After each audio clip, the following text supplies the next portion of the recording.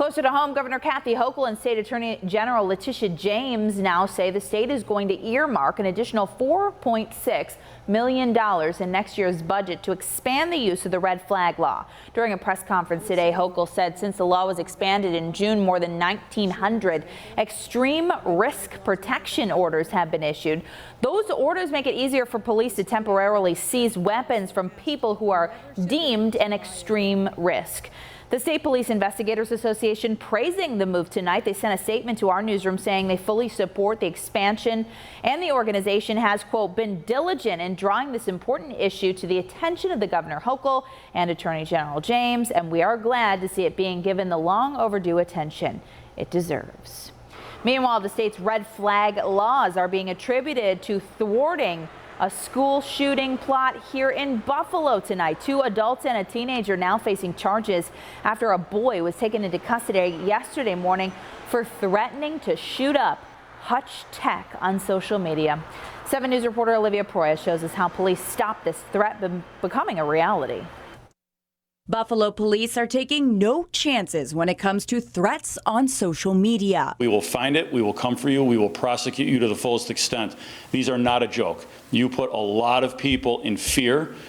You make people afraid to go to school, to go to large events. So Wednesday, October 19th, when a threat to use a weapon against Hutch Tech High School was posted on social media, they sprung into action. And by Saturday, they had a suspect, a 16-year-old Hutch Tech student. The suspect was identified through the work of the investigation of the DA's office and the FBI, and a ERPO, an emergency risk protection order, was requested, and it was obtained by detectives from E District with a search provision in that emergency risk protection order, a red flag. The execution of that red flag search took place on Sunday on the 200 block of Florida Street, where police uncovered these 2 handguns. One handgun that was loaded, and then there was a one-shot Derringer that was not loaded. The 16-year-old has been charged with making a terroristic threat, a Class D felony, and with gun possession charges, both Class E felonies. None of those are bail eligible offenses.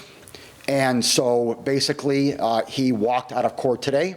Erie County District Attorney John Flynn says he's filing a motion to keep this case in youth part, but it could be turned over to family court. He says he's unsuccessfully petitioned to keep similar cases in the past, but hopes this time that will change. If it goes to family court, quite frankly, he's most likely going to get a slap on the wrist. There needs to be a holistic approach, and that holistic approach includes punishment. And if it's kept with me, he'll be punished. 2 adults who lived in the home on Florida Street have also been charged. 50-year-old Bishara Lott is facing felony charges for weapons possession. 38-year-old Crystal Ann Lott has also been charged with 2 counts of criminal possession of a firearm. No one in the home had a pistol permit. No one was allowed to possess the weapons.